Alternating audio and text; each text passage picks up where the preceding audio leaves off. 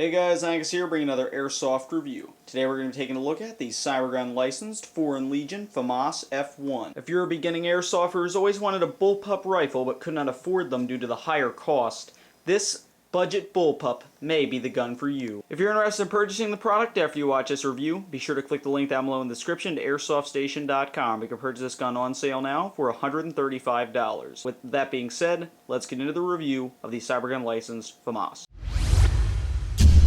Start off by talking about what is included when you purchase the CyberGun FAMAS from AirsoftStation.com, and also take a look at the packaging. Now, your gun will come in your typical overly flashy CyberGun box. Of course, the box does look very nice. Honestly, I like the flashy boxes. Always makes a nice little decorative piece if you keep the boxes.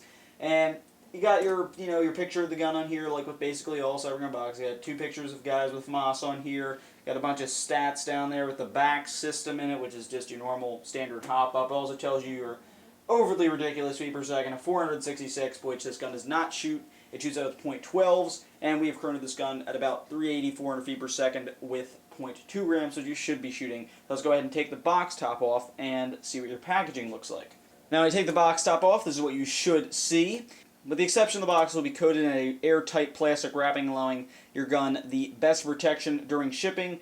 It's packaged very well in tight styrofoam, so I doubt it's going to be damaged when it arrives at your home. Inside the box, you do have your CyberGun FAMAS gun manual. Tells you a bunch of simplistic stuff, how to put your battery in, how to adjust your hop-up, how to load your magazine, and on the outside of the manual, you get a bunch of warnings and warranty information about how to not shoot other people in the eye, don't shoot babies, anything like that.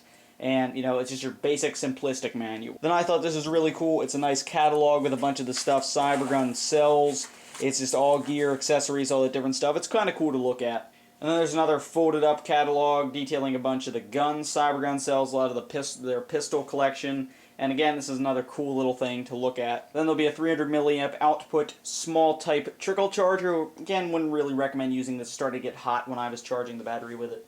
Then there'll be the included battery, which is a 9-nickel hydrate, 8.4 volt, 1100 milliamp small type battery. And then, of course, your CyberGun licensed FAMAS F1 itself, as well as a rather large unjamming rod, because the barrel on this gun is still very large, despite the fact that it is a small, compact weapon.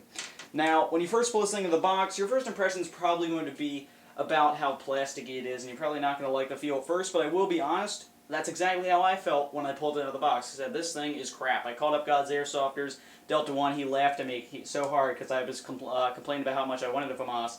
And I didn't like it when I first got it, so he was making fun of me. But after a while, it honestly grew on me. So, when you might pull it out first, think it's not too great, but eventually it may start to grow on you. So, as I mentioned, it is constructed of plastic, so let's go ahead and get into the external construction of this gun. Now, externally, a lot of it's plastic. The only metal pieces on this gun are the sling mounts, the gun's 300-round high-capacity magazine, the trigger guard, the charging handle assembly, the FAMAS's folding bipod, this thing, which I have no idea what it is, and your outer barrel assembly, as well as the 20mm tactical rail located underneath the handguard. So as you can see, there is a few pieces on here that are constructed of metal, but they are rather minor pieces. And basically everything else, this whole body, this whole buttstock here, that's all constructed of a polymer. Now, again, when you first take it out of the box, if you're used to handling metal, higher grade guns, you're not really going to like the plastic feel. But eventually I enjoyed liking it, considering it's not really a cheap plastic. It doesn't rattle, shake around. It's not the type where you smack it and it's going to crack. It's a pretty durable, solid plastic. When you hold it, it honestly feels very, very nice in your hands. Not like some of the cheap crap that Crossman makes their stuff out of. It feels very solid, like you can't bend it with your fingers at all. It's not cheap. It's a durable, decent polymer. There really aren't any specific trades on the external of this gun, however, on the magazine well on both sides of the gun. It does say FAMAS 6mm caliber F1, so, if you do like those trades, this is what you get on the CyberGun licensed FAMAS. Now, as for internal construction of the CyberGun FAMAS, it is a bullpup rifle. That's why your barrel's so long, considering it goes all the way back here. All your internals are basically located in the back, and basically on bullpups, it does make them a bit back heavy, but honestly, this gun's not too bad. It is back heavy. When you pick it up, you do feel it, but it's not as bad as some of the other bullpups out there, like my LG5, which is honestly quite heavy. Now, your internals here, you get a version 1 gearbox, metal bushings, metal gears, and, it certainly advertises that on the box, metal gearbox all over it, and your internals are decent. I didn't have any issues with them at all. It shot fairly smooth. It does, when you watch the testing video, it does vibrate quite a bit, so it's not the smoothest shooting gun in the world, but internally you're getting decent internals. You got your metal internals. This is the internals on this gun will make a beginner to intermediate player, which this gun is designed for, happy. Alright, now on to some features of the CyberGun license FAMAS. Now a major feature on here is of course this gun's foldable bipod, which honestly, my opinion, I really don't see a need for a bipod on the FAMAS. I don't know when you'd put this down, do all your steady shooting with it, but you know, it's a nice feature to have on there in case you want to do that. Now again, your bipod is constructed of full metal. There's nothing really to trigger it. It's just a standard foldable bipod. In order to put it up or down, all you gotta do is push up like so. When it's up, if your gun was shaking around, I really couldn't see this moving down. Maybe after some time, it might wear down to the point where this would drop eventually. But honestly, after playing with it a day of play, this bipod did not drop once on me, and I rarely did put it down, so I think the bipod's a little bit of a pointless feature in my opinion, but it's definitely a cool feature on there, and it certainly made this review easier by going down. The bipod is unadjustable, permanent length right there, and again, you know, I don't see a need for it, but it's definitely a cool little feature on there. I'm sure some user out there always uses that bipod to aim down his sights and take out his opponents. Alright, now your charging handle up top is, of course, your standard charging handle. Moves back when you pull it like so. Again, it is constructed of metal. And the FAMAS has this kind of cool thing right here. If you were to flip this backward, it would hold your charging handle back. If your hop-up was accessed by pulling that charging handle back, this would be really cool because it's almost like a functioning bolt catch and you can work on your hop-up. However, unfortunately, your hop-up has nothing to do with the charging handle. Your hop-up is located underneath here. As you can see, when that piece is removed, it reveals your hop-up. You simply turn this, using your finger, in order to adjust your hop up or down. So your hop-up kind of is in an annoying place. You could probably do this in the field if you wanted to pop that piece off, but personally, I kind of wish it was associated with the charging handle so that you had that sort of functioning bolt catch so you could work on your hop-up easier than having to pop off a piece and then screw around turning this. As for your FAMAS's iron sights, they are located on top of kind of the handle of the briefcase, as it kind of looks like. And here's your rear sight. This is sort of adjustable. You can flip these small pieces down like so. There's one right there and one in the back in order to widen the hole you're looking through to line up with your front sight, which is basically a front sight post, but it is also adjustable like so. You can simply move it around using your finger. I like these iron sights because you don't really need any Allen key or a front sight post adjuster to adjust them, and this is a lot easier to do in the field. You need to adjust your sights, you can simply move them. The FAMAS also has a space for you to mount a rail, so that you can put a scope mount on here, and you can have an optic on your FAMAS. Personally, I just use the iron sights, considering your optic would be a little bit raised, and I'd find that annoying personally. But if you wanted to put an optic on here, you could put an optic. As for the FAMAS's magazine, being a bullpup rifle, it's located behind the trigger guard, and it is constructed of metal. Now, in order to release the magazine, gotta push this in here. We'll take a little bit of tugging to get it out. As you can see, it is secured in there fairly well. Now, someone told me this gun could take M4 mags. It does not take M4 mags. It takes FAMAS magazines. You can buy FAMAS high caps or FAMAS low caps, mid caps. They make up for the Tokyo Marui FAMAS. This magazine didn't have any feeding issues with it. It worked rather well. Standard high cap, winded at the bottom, loads through the top, holds 300 rounds. So if you want to just roll one magazine and you're just playing normal force-on-force games, this would probably work. Like I said, magazine's decent, no feeding issues, and you know, if you were to play bigger games, would recommend getting some more magazines, picking up some spares.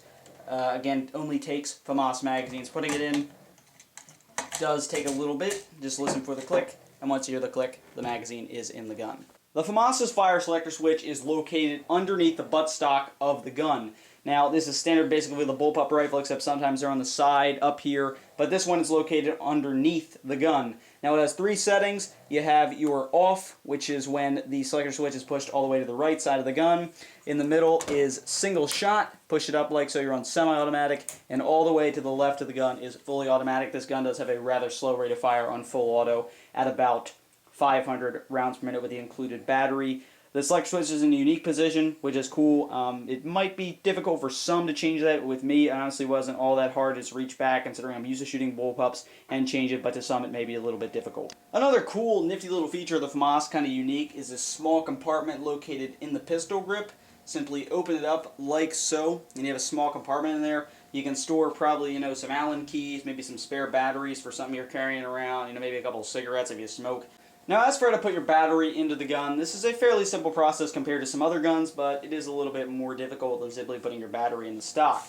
Now, in order to place your battery in, you want to take your secondary safety off safety, put it onto fire, and you want to continue to push it even past the firing position here until you hear it click. Now, at this point, this front handguard will come off.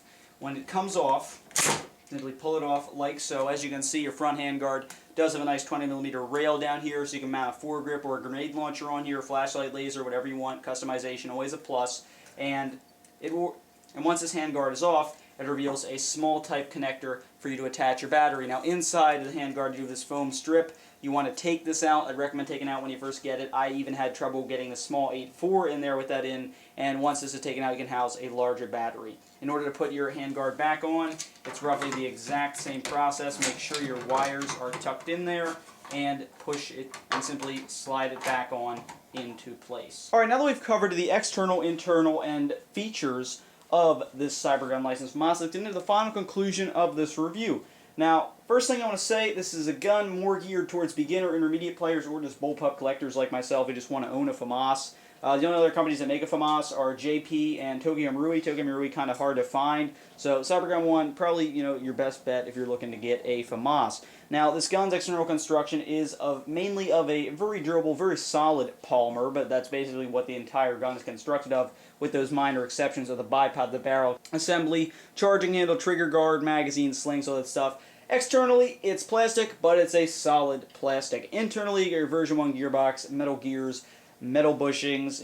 It's a decent gearbox. Isn't the smoothest thing in the world, but it's an alright gearbox and didn't have too many issues with it. Features wise, you got your nice foldable bipod. I mean, I don't see when you're going to exactly put the bipod down for longer range shooting, but it's a nice feature to have on there. Definitely a cool thing to have on there. You got your nice rail underneath here. Customization, always a plus. Can put a grenade launcher on there. I do believe they do that in Call of Duty, so you could be a total Call of Duty noob in Airsoft putting a grenade launcher on there. You could also put a foregrip or a flashlight, whatever you wanted. Iron sights up here, I like them. They are adjustable.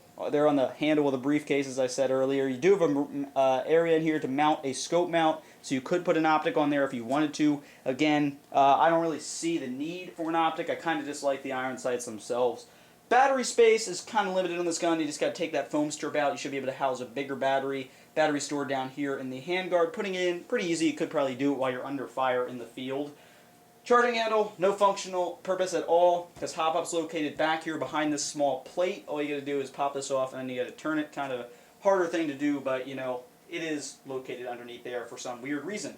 You got your cool little compartment in here. I think that was cool that they did that, made that hollow. That's a little less weight, and it also gives you a cool compartment to store stuff in. Gun does not take M4 mags. It takes FAMAS magazines, high cap or mid cap. You can find them on basically all websites. I believe Airsoft Station does sell some spare high caps. They hold 300 rounds. I didn't have any feeding issues with them, and they honestly weren't too bad. And then that's basically all the features you got on here. Your FAMAS, the CyberGun FAMAS, it's a nice gun. I didn't like it at first. It honestly started to grow on me after having played a couple games. You'll see those videos later on this channel. I'll probably put an annotation here to it. It's more for those beginner to intermediate players. But, again, if you just wanted a FAMAS, this is probably the only one you're really going to be able to find. So, I'd probably give it a 7 out of 10 stars for the review. And if you're interested in purchasing it, the link down below at AirsoftStation.com. You can purchase it on sale now, right now, the day I'm making this review, for $135. So, with that being said, thanks for watching Deathcore Airsoft's review of the CyberGun licensed Foreign Legion's FAMAS F1.